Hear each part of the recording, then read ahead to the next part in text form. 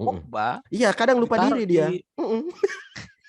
ditaruh di sekitar tengah tuh, tahu-tahu di kanan, tahu-tahu di kiri, ya kan? Pulang naik becak dia ke belakang kan. Bruno Fernandes itu kalau misalnya dia umpan ke kerumunan itu bukan asis tuh.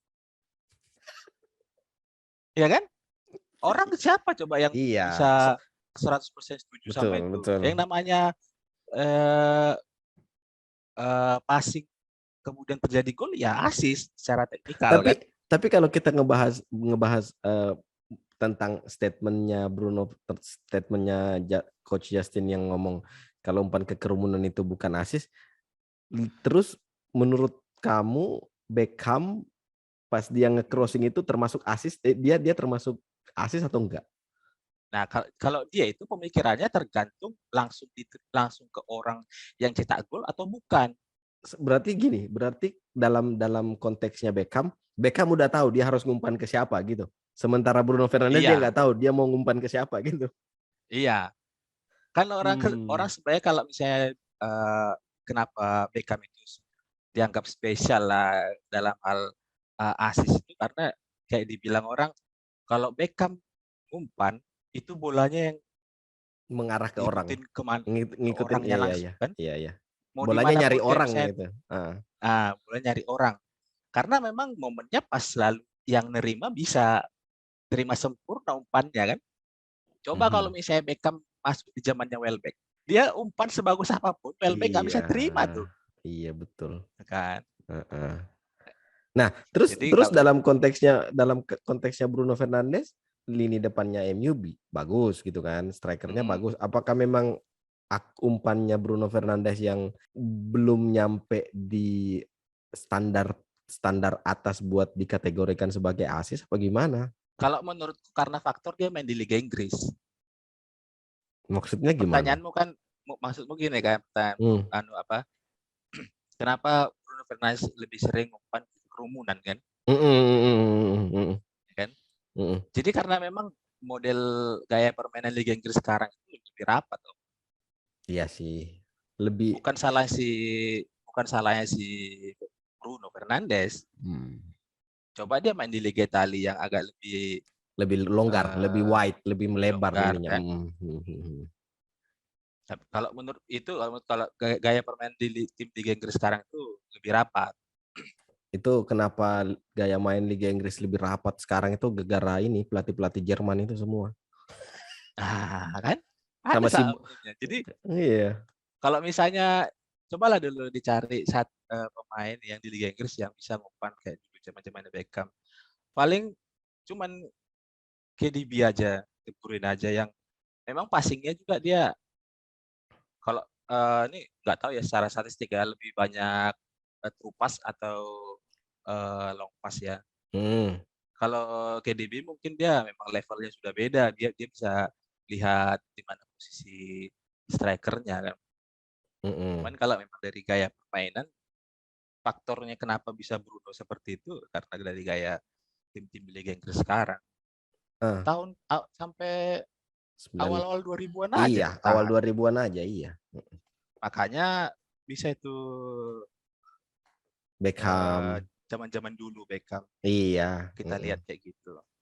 Bahkan kalaupun misalnya Beckham bertahan di 2003 dia masih masih nggak pindah ke Madrid kayaknya Ah, kayaknya nggak bakalan seitu deh. ah, Soalnya kan di 1 tahun setelahnya Arsenal masuk, Arsene Wenger masuk kan. ah, Ya kita tahu sendiri lah Wenger jadi yang salah satu faktor pemicu revolusi hmm. wajah-wajah sepak bola Inggris. Tapi kayaknya iya sih. Nah, aku ada sebenarnya pertanyaan menarik. Apa itu? Ini sebenarnya awalnya dari anu juga dari pendapatnya Justin juga. Jadi kita Jadi ini kalau dia sebenarnya bilang kan, apakah kita ini sebenarnya domba-dombanya Coach Justin? Apa jujur aku nggak ada di pihak Justin dan Pange. aku kadang kalau kita ngomongin kita di pihak Coach Justin atau pihak Pange, aku juga sebenarnya lebih netral sih. Cuman karena faktor Pange, jadi aku lebih tendensius ke Pange. Cuman kalau dibilang Coach Justin salah juga nggak salah juga. Soalnya dia Nggak kadang salah, nggak rasionalis, dia semuanya dia kok. rasional gitu loh pemikirannya gitu kan. Nggak semua kok yang dibicarain Justin itu salah. Iya memang. Iya. Jadi kalau yang ada pendapat dia gini, Mm, Arsenal itu mm, DNA permainan Arsenal itu ya permainan indah.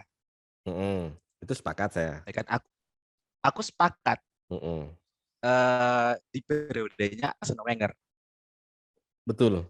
Aku Oke. juga sepakat di situ. Nah, jadi kalau yang menurut dia DNA Arsenal itu, jadi siapapun pelatihnya, ya Arsenal yang semua orang tahu itu ya permainannya harus indah. Mm, Kemudian kemenangan selanjutnya.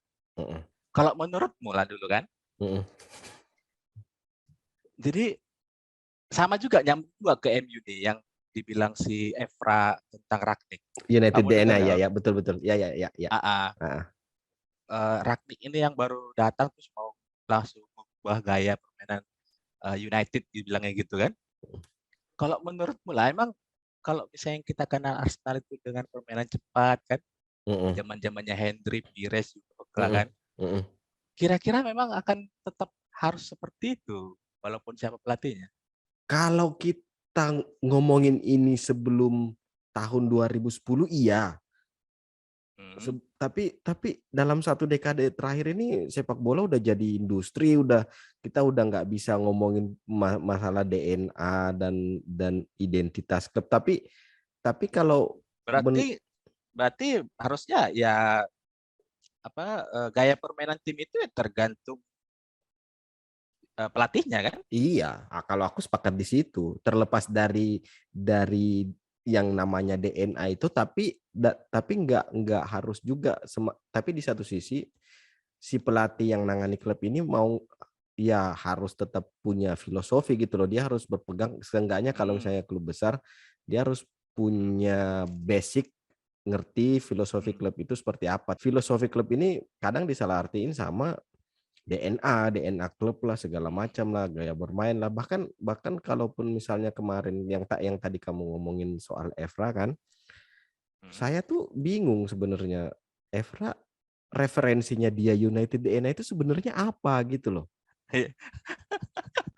Aku tuh bingung loh. Aku selama seumur dukung MU gitu Kayaknya kan. nggak Aku tuh nggak pernah dengar loh yang nama United DNA baru 3 tahun pattern terakhir. mainnya gimana ya? Iya.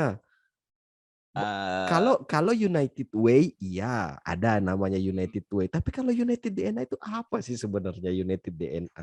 Kalau menurutku sih yang disampaikan Evra itu pokoknya basicnya permainan MU itu harus ada 2 wing, Menarik perspektif. Beckham dan Giggs kan. Heeh. United DNA itu kalau misalnya kamu ngomongin aspeknya adalah main dua wing, ya itu saya sepakat karena dari zamannya Alex Ferguson ya memang United yang mainnya gitu terlepas dari formasinya seperti apa, tetap harus ada dua wing gitu kan. Nah, lepas rezimnya Ferguson, Hmm. habis Ferguson Moyes, Hmm. Giggs, Hmm. LVG, LVG. Mourinho, Hmm. Rangnick kan. Hmm. Di 4 kepelatihan sebelumnya kira-kira gaya permainan siapa yang pakai 2 wing? Kalau misalnya ngomonginnya white midfielder yang gelandang melebar gitu, lebih ke Moyes Ya. sebenarnya. Soalnya Moyes ya tahu sendiri lah 4-1-4-1, pada itu Siapa 4-4-2. dulu ininya RMF LMF-nya Moyes ya? RM-nya Moyes itu Giggs ya, masih kan waktu itu terakhirnya Giggs ya. Giggs. Terus yang satunya itu yang di kanan itu Kalau menurutku malah aku nggak tahu ya, lupa kayaknya. Kesempatan ini tuh ada pada saat ada Van Gaal, ketika ada Di Maria dan Memphis ada di Depay. Maria. Iya, betul. Hmm. Di Memphis situ Depay. sebenarnya kesempatannya. Mm. Kalau menurutku. Jadi eh, kalau yang dibilang Evra itu ya harusnya MU itu main dari sayap, depan kan. Dua biasanya kalau misalnya main dari sayap. Kalau misalnya dia yang kaki kanan di posisi kanan, ya berarti dia ngumpan ke kotak. Mm-mm. Kalau misalnya pada saat di swap pindah, berarti cut inside kan. Mm-mm, mm-mm. Kayak Aku zamannya Ronaldo lah kan. iya, aku udah tahu siapa siapa zamannya Moyes. Siapa? Adnan Januzaj, Nani, Jesse Lingard, Ah, ya kan? hmm, Itu memang ya white midfielder memang, tapi ya waktu itu Nani sudah habis, bukan habis ya, kasihan cedera. sama anu ya Zaha, Zaha, Zaha. Zaha, itu sebenarnya Moyes dan Van Gaal, tapi setelah setelah Mourinho juga Hmm, sempat kan, maksudnya pas Ibrahimovic, terus Rashford, Martial, hmm, Lingard juga dipasang gitu kan. hmm. Tapi kalau misalnya mengacu ke opininya Evra yang kamu anggap itu harus main dengan dua winger, itu berarti balik lagi dong ke ininya zamannya Sir Alex kan? Iya karena memang yang sampai sekarang masih bekas tuh Iya, iya sih. gaya mainnya kan. Mm-mm. Kalau Jadi misalnya dibilang Ferguson pelatih terbaik. terhebat dari terbaik kan Hmm. dari segi pencapaian gelar aku setuju tuh. Ya, ya, Tapi betul. orang-orang sekarang kan nggak tahu dulu sebenarnya pernah kok main bapuk gitu kan, Iya, bapuk gitu. Cuman karena memang biasanya yang ditunjukkan itu dengan pemain yang seadanya, pasang Ferguson lawan Arsenal pakai oh tujuh ya. tujuh back yang main Mm-mm. sekaligus menang. Mm-mm. Tapi kalau dari permainan sebenarnya bilang jujur aja aku lebih suka nonton Arsenal kalau dari permainan, Iya, iya. menghibur kan. Mm-mm. Kalau kalau kita ngomongin aspek menghiburnya ya permainannya United di zaman Ferguson juga nggak sebanyak semenghibur Arsenal zamannya Wenger kan. Jadi kalau menurutmu DNA sebuah klub itu secara permainan ya, seorang pelatih itu harus tetap stay di DNA klub itu atau mengikuti gayanya? Nggak dua-duanya kalau aku. Nggak dua-duanya. Nggak dua-duanya kalau aku. Maksudnya gini, pelatih klub besar itu nggak harus terpaku pada pakem yang pernah dibawa sama manajer sebelumnya. Hmm, Tapi yang harus dipertimbangkan sama manajer yang sekarang ngelatih klub itu baru. adalah manajer baru adalah nilai-nilai apa yang dimiliki sama klub yang dia latih sekarang gitu loh. Nah, kita ambil Contohnya, lah kayak MU lah ceritanya kan. MU ah, itu kan dari dulu memang ciri khasnya produksi pemain muda terus diproyeksikan gitu ya, kan, terlepas dia bagus ah, apa enggak seenggaknya itu ada gitu loh. Nah, itu salah satunya dan itu dan ya, itu ya, ya, dan ya. itu Ragnik ya dia nunjukin di 2 pertandingan 3 pertandingan ya dia Ah, nunjukin itu. Aku jadi mikir zaman Sir Alex dulu hmm. kalau United transisi bertahan itu gimana ya? Aku jadi nggak ada bayangan sama sekali loh. Karena, A- ah, Aku kayaknya harus nonton video-video lama United deh. ah, kalau yang aku ingat Tom ya, Eh, aku nggak tahu sih kalau transisinya.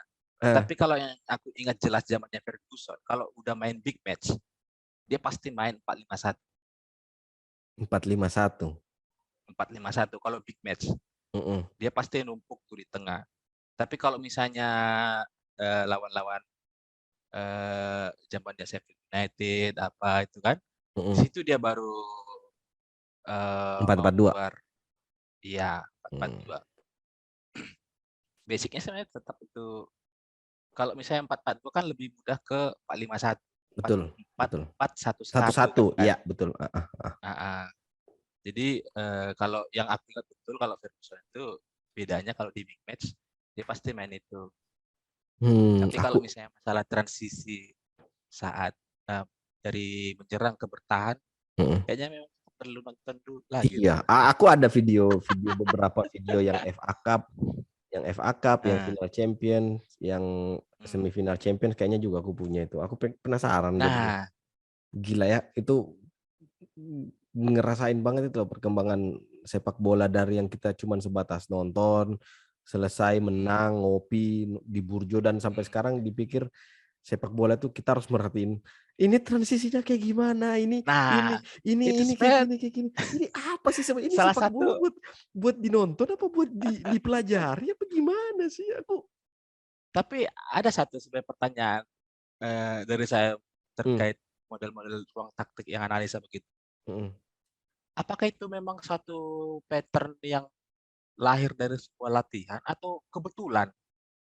Yang kayak posisi-posisi pemain itu kan, pas hmm, bola di sini, hmm. kayak contoh lah dulu yang MU kalah lawan Liverpool kalau nggak salah. 4-0. Iya, Hmm, jadi yang jarak antara lini belakang sama depan tuh betul-betul kayak donat tuh kan. yang kosong tengahnya. Betul betul. Yang kosong tengahnya kan. Hmm, Nah, tapi pada saat ada tim yang menang, pas dibedah posisi pemain, taktiknya, kira-kira menurutku itu memang pattern yang lahir dari training atau memang satu kebetulan sih? Kalau aku ya dari berapa video yang aku nonton, berapa artikel yang aku baca juga itu memang hasil dari training Om. Jadi Training.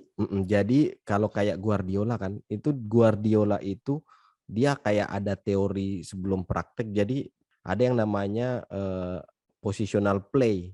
Itu Hmm, jadi setiap pemain itu nggak boleh nempetin satu ruang gitu loh. Jadi di Guardiola itu dia ngebedah tiap-tiap di lapangan itu dibedah jadi beberapa hmm, kotak gitu kan. Nah, tiap pemain itu nggak hmm, boleh ngisi kotak-kotak yang sama itu dalam satu garis gitu. Jadi itu hmm. terbentuk setelah dikasih briefing sama pelatih, manajer kayak gitu. Oke, Aku oke. sih nangkepnya kayak Jadi gitu. berarti eh, jadi awalnya kenapa pertanyaan itu muncul eh, dariku kan? Mm, Itu kebetulan kah atau memang kan?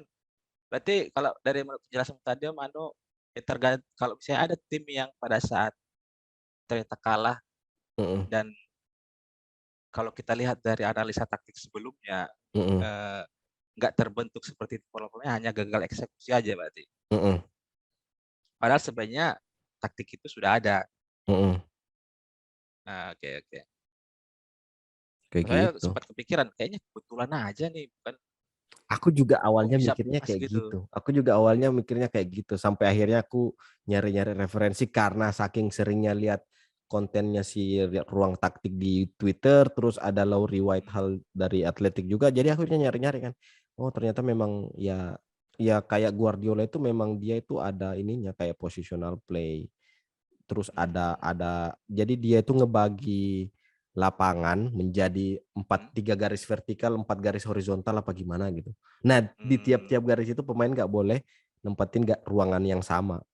Jadi makanya hmm, kenapa Guardiola sering kalau misalnya kita ngelihat dia main Manchester City main itu kan bek kanan kadang masuk ke tengah, terus gelandang hmm. gelandang tengah kadang mundur ke belakang itu karena saling ngisi pos yang kosong gitu, nggak saling ngisi ruangan yang Hmm. kosong. Nah, aku pengen Sebenarnya banyak pengen sih kalau aku pengen pengen pengen ngelempar satu isu nih Om yang sebenarnya isu ini ah, aku masih agak sensi sih sampai sekarang gitu. sama. Kenapa fans MU benci sama Mourinho? Oh, karena kebanyakan dong kalau menurut kayak harus diakuin eh, orang tuh esensi nonton bola itu entertainnya, sedangkan filosofinya atau gaya mainnya Mourinho pragmatis kan. Jadi apakah bisa dibilang kalau Mourinho ini sebenarnya sudah ketinggalan zaman di tahun Enggak sekarang? enggak ketinggalan zaman. Kalau dibilang ketinggalan zaman itu berarti ada yang seperti itu kan. Iya. Siapa coba pelatih yang dulu mainnya pragmatis?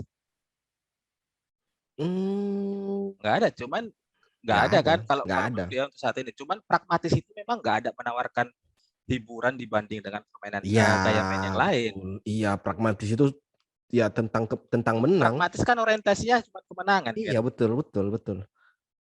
Mm-mm. Jadi yang bikin orang banyak nggak suka itu karena memang hiburannya hilang.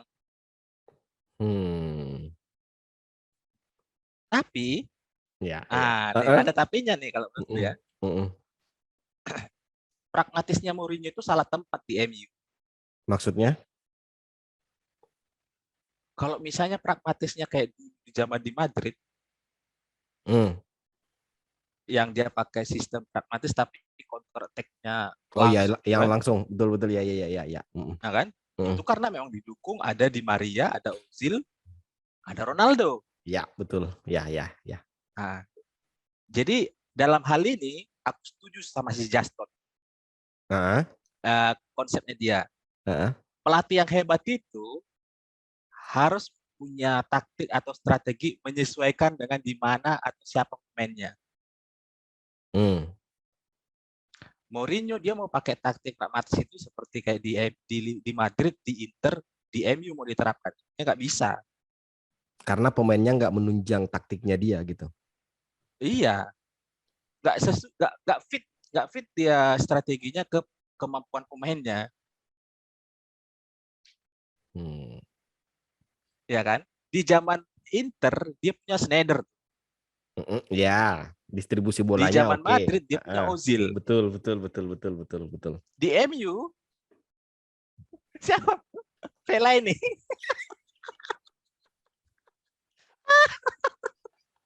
siapa?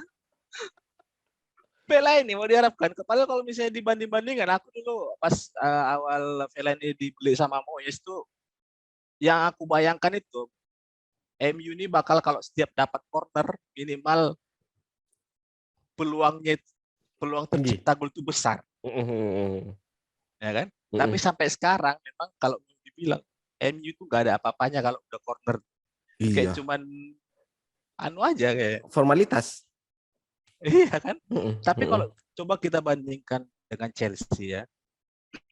Chelsea itu mm, menurutku setiap aku nonton itu kalau corner itu mau dari zamannya Mourinho, Di Matteo, Ancelotti, Gus mm, Hiddink, mm. kalau corner dia kayaknya memang sudah ada latihan khusus dia. Kayaknya itu memang memang kayaknya memang United itu bermasalah di pembagian pembagian Set taktik set piece. pieces deh. Iya, kayaknya iya kayak gitu. Nah, awalnya kan ada harapan pada saat siapa tuh yang direkrut tuh dari Chelsea. Oh, Nah, si ini Rui Faria. bukan. Yang Siapa? baru-baru ini. Yang jadi asistennya sekarang juga masih bertahan dia di zaman Ragnik masih bertahan.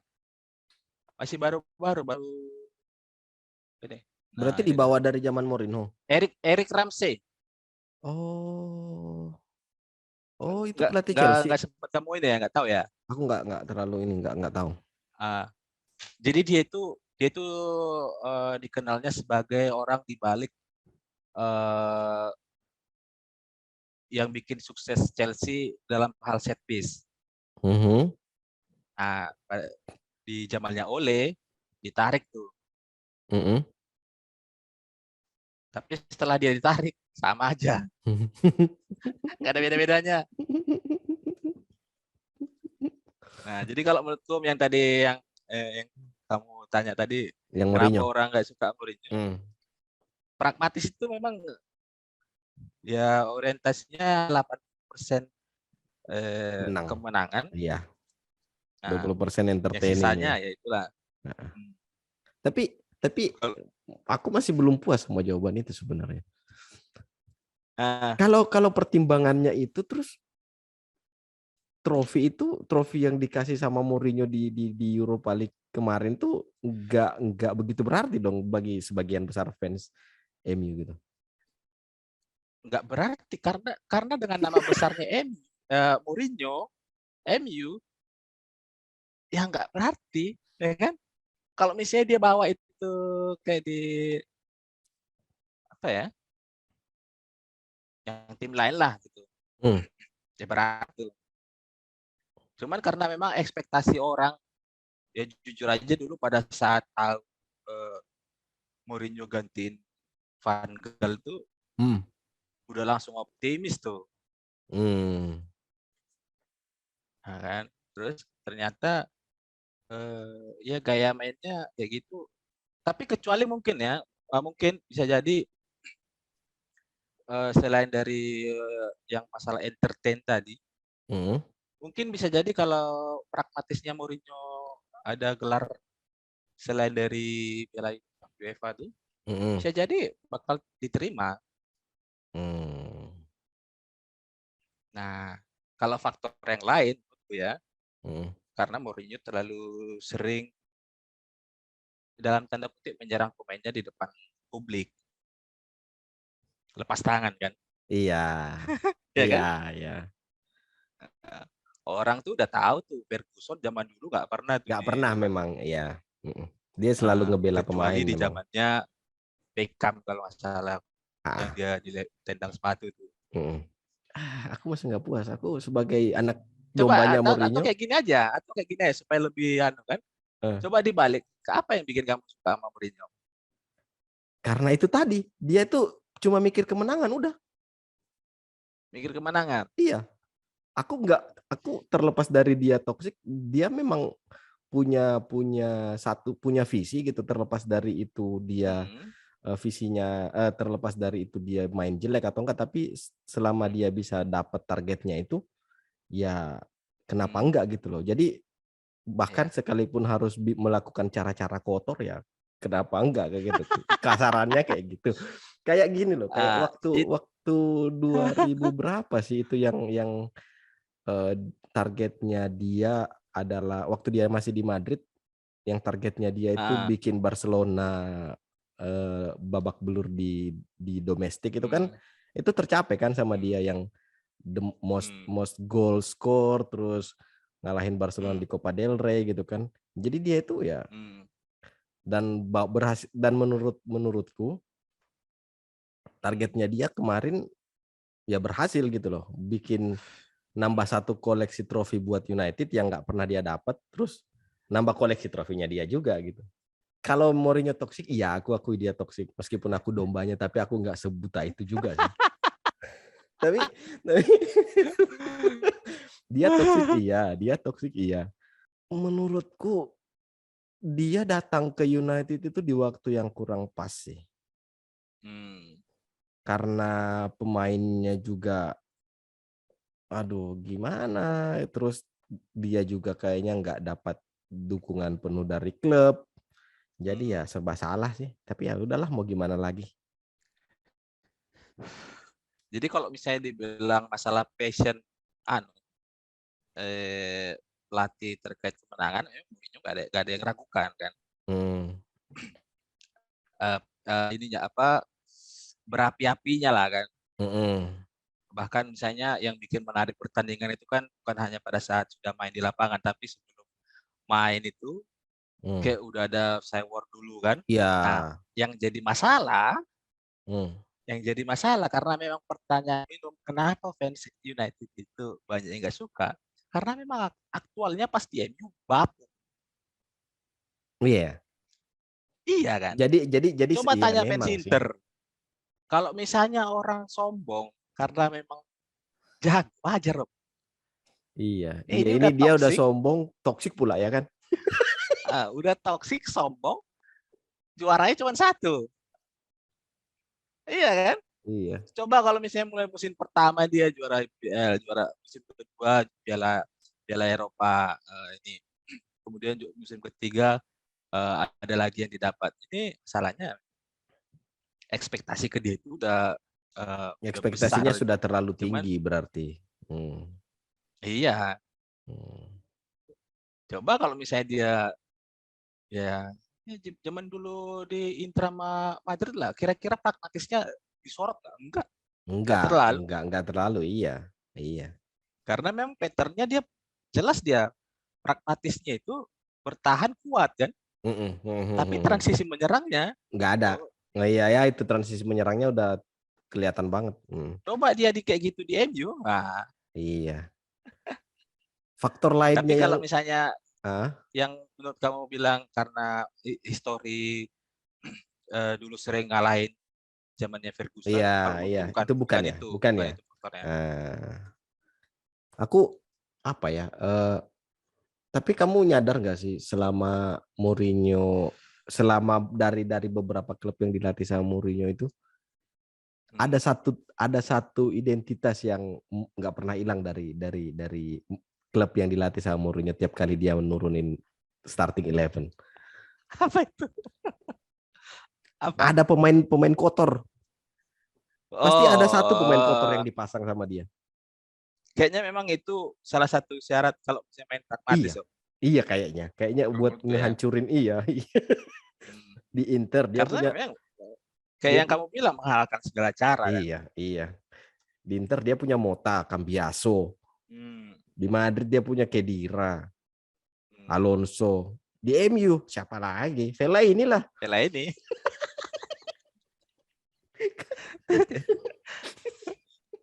Jadi sebenarnya memang kalau dibilang kecuali kalau misalnya gini Om, ya, kecuali kalau dari awal Mourinho baru masuk MU orang nggak suka, nah itu perlu dipertanyakan. Nah, yang fans United yang nggak suka itu kan bukan dari awal, tapi dia selalu kesannya membela diri, dia sudah punya taktik, ya setelah di lapangan dia itu salah pemain. Walaupun sebenarnya yang dibilang itu benar kan, Iya, tapi betul. itu nggak harus diucapkan kan. Iya. Jadi kalau kecuali kalau misalnya dari awal fans MU ada pergerakan Love United, hate Mourinho kan. Nah ini kan nggak ada tuh. Iya. Ada. Tapi kemudian Ada postingan Instagramnya dihapus. Ada. Iya. Ada yang nomor 6 itu, nggak usah disebut lah namanya siapa itu nomor 6 itu.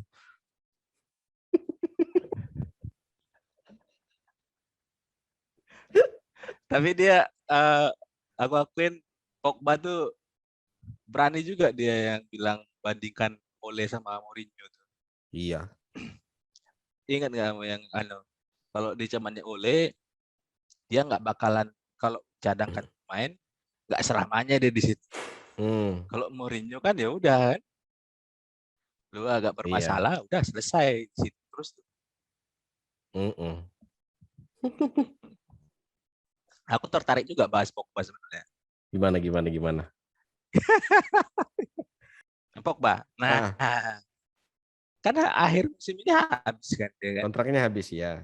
Menurutmu MU perlu mempertahankan dia nggak? Buat apa?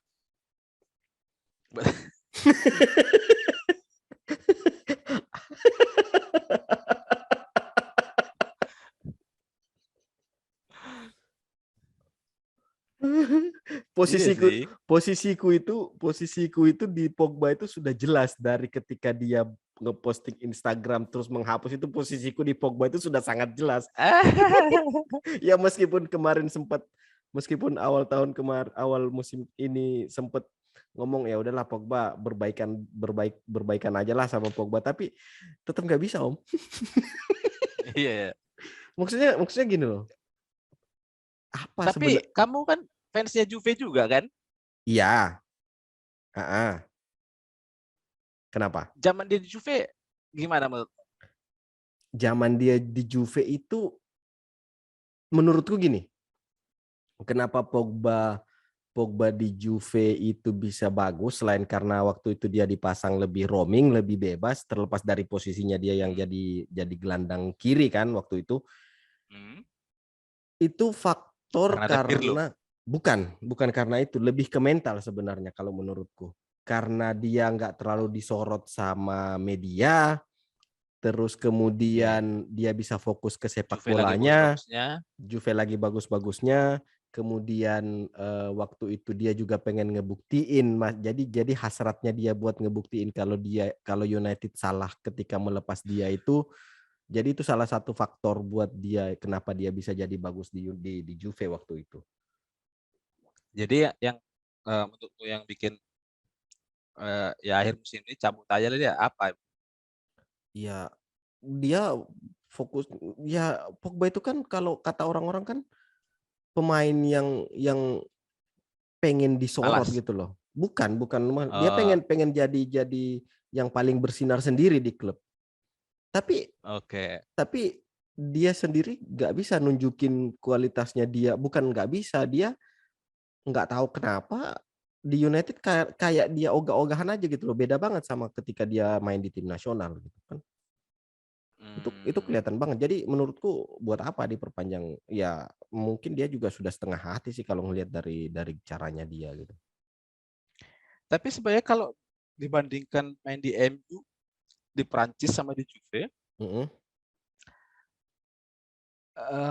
spesifik aja ya gaya mainnya ya. Dia kan tergolong pemain lambat kan. Pemain lambat iya. Yang dia pemain yang lambat, posturnya gede, tapi body balance-nya itu bukan physical player loh. Dia itu sebenarnya. Dia itu bukan physical player loh. Yaya Toure ya. Enggak kayak Yaya Toure. Kalau Yaya Toure itu kamu berhadapan sama dia tepental kamu. Badak ya. Iya. Dia tuh pemain besar tapi lambat. Enggak fisikal juga. Di Juve kan dia lambat juga kan? Di Juve juga dia lambat. Prancis juga. Prancis juga dia iya. Nah, sebenarnya yang bedakan dia kenapa di Prancis dia tokcer, dia juga. Mungkin karena apa ya, kalau di Prancis kan dia jadi gelandang tengah kan sebenarnya. Tapi tapi ada support sistemnya yang bagus dia di Prancis. Jadi ada yang bisa nge-cover dia kayak Kante misalnya atau Sissoko. Jadi bisa nge-cover dia. Tapi kalau dia di United kayaknya kalau sekelas Fred McTominay gitu nggak bisa nge-cover kesalahannya Pogba deh kayaknya. Nggak tahu ya kalau Fred yang sekarang nggak tahu ya. Soalnya Fred sekarang di tangannya Rangnick kayak ngelihat Anderson zaman jaya-jayanya gitu loh. Kalau menurutku Fred sama aja. Dari zamannya Mang Ole juga gitu kalau ya memang etos kerjanya. Etos kerjanya iya memang. Cuman yang bikin dia busuk tuh final pass-nya kan. Final pass-nya iya. Dan dia sebenarnya Fred itu sebenarnya pemain yang monoton sih. Maksudnya dia passing-nya juga ya kayak gitu loh.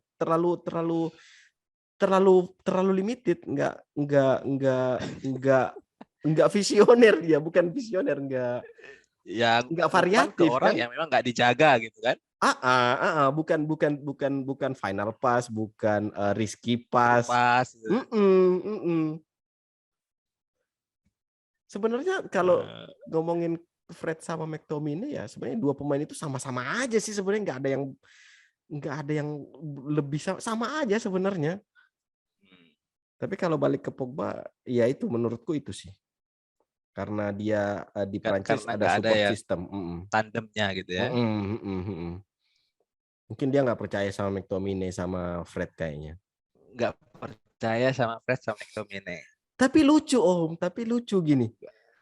Waktu United lawan City, yang Mourinho kalah 2-0, terus menang 3-2, iya kan? Itu Pogba Pogba jadi pemain yang posisinya itu waktu saat itu kayak posisinya Xabi Alonso kan, dan bisa gitu loh. Tapi kenapa dia nggak bisa konsisten? Itu sebenarnya apakah karena memang dia cuma pengen ngebuktiin di pertandingan besar lagi-lagi kan? Ini ya kalau ngomongin Pogba nggak jauh-jauh dari faktor sorotan media, dia pengen eksis. Menurutku kayak gitu. Jadi kenapa? Udah cabut aja, udah ngapain? Biar apa sih diperpanjang ya, dan itu aku langsung pas Rangnick ngomong kalau pemain nggak mau bla bla bla, nggak ada yang lebih gede dari klub, udahlah, udah out. Tapi sebenarnya posisi Pogba itu menurutmu idealnya apa? DMF? Nggak bisa atau dia CM? Dia iya perdebatan sih ini sebenarnya. Dia itu DM, bisa banget sebenarnya dia DM. Cuma terlalu skillful buat jadi DM, Om. Terlalu banyak pergerakan nggak pentingnya gitu. Dia tuh terlalu banyak Pergerakan pergerakan-pergerakan kosong nggak ya. iya, terlalu banyak pergerakan kosong. Sekalinya bolanya diambil, udah pasrah lah dia sama rekan setimnya. Dan rekan setimnya pun juga pasrah ketika Pogba bolanya diambil. Ya gimana coba mau jalan kan? Dia tuh bisa kalau kalau kita ngomongin posisi bagusnya Pogba ya posisi DM ala-ala Carrick, Alonso ya bisa, cuma ya itu kekurangannya dia terlalu skillful buat jadi DM. Tapi zamannya Ole kan sempat dia jadi LMF kan. Ya sempat jadi LM ya, tapi nggak begitu Lumayan bagus tuh kan. kan. Iya, cuman ya biasa-biasa, dia di atas rata-rata dikit. Nah, kalau menurutku posisi terbaik Pogba. si Pogba itu dia tuh di nomor 8. Oh, yang lebih Jadi roaming. jadi bukan Nomor 6. DMF, Bukan nomor 6 bukan dia. bukan AMF, ya kan? Ah. Jadi memang kalau misalnya mau mengharapkan Pogba itu punya job khusus, kayak misalnya zamannya Jisung Park gitu kan, atau Ya, Fletcher kan, iya. nggak bisa tuh. Jadi kalau mau dikasih satu role ke dia, ya jangan kasih. Itu role-nya. Pogba adalah jangan kasih dia role. Iya, role-nya dia itu jangan kasih role. Biarkan dia berkreasi sesukanya dia gitu ya. Iya, jadi memang tapi konsekuensinya itu 11 pemain hanya sebagai syarat Iya. ketentuan main sepak bola. Iya. Aktualnya itu memang harus siap-siap 10 pemain aja. Konsekuensinya. Gitu. Kalau Jadi menurut gue ya, jadi kalau misalnya dia mau dibikin DMF, dia digocek sekali, iya. udah lewat nggak bakalan tuh kan. Ya bisa dibilang kalau misalnya Pogba di posisi DM itu ya Michael Carrick juga sebenarnya nggak punya atribut fisikal yang bagus ketika jadi DM, tapi dia bisa cutting pass kan, dia bisa Iya. baca bola kemana gitu loh. Nah kalau Pogba enggak, jadi susah Nah, memang. yang salah tuh, yang bedakan Carrick dengan Pogba. Carrick tuh misalnya diposisikan jadi DM tuh posisinya jelas, dia nggak akan jauh-jauh dari situ. Betul, iya sepakat. Dia Ya itu kan? areanya itu memang cuma di situ. Iya, dia tahu kemampuannya nggak bisa lari. Jadi dia nggak lari. Pogba Iya, kadang lupa diri dia. Ditaruh di sekitar tengah tuh, tahu-tahu di kanan, tahu-tahu di kiri. Ya kan? Pulang naik becak dia ke belakang kan. Nah, Carrick dia di situ aja memang ininya dia, posnya dia. Iya betul. Statis. Carrick itu lebih ke ya sebisa mungkin bola dia bisa ngekat arus bola. Kalau Pogba enggak. Kayak si ini apa filosofinya Johan Cruyff ya. Johan Cruyff apa sih siapa ya yang dibilang main bola itu pakai otak sebagai kaki itu hanya sebagai alat. Siapa ya? Johan Cruyff kalau nggak salah iya. Kayaknya Ya kan? Johan Cruyff. Carrick tuh dia nggak bisa lari, dia nggak bisa kemana-mana. Body ball juga kayaknya Nggak nggak ada. ada body ball dia. Cuman matanya kemana-mana. Iya, matanya dia itu ya kemana-mana. Bahkan ya dibilang kalaupun sama-sama posisi nomor 6 Carrick sama Xavi, ya Xavi masih lebih skillful dibanding Carrick. Carrick itu nggak ada apa-apa. Iya, lebih mobile dia. Nah mungkin Pogba itu bisa bagus tuh kalau misalnya dia nomor 6 modelan Xavi, tapi ya tandemnya itu ya Iniesta gitu. Modelan Iniesta gitu. Iya, saling ngisi gitu kan. Tapi ya nggak bisa kalau bikin tim tapi berporos di satu yang fokusnya porosnya di satu pemain, ya nggak ada yang bisa kayak gitu kecuali Subasa udah.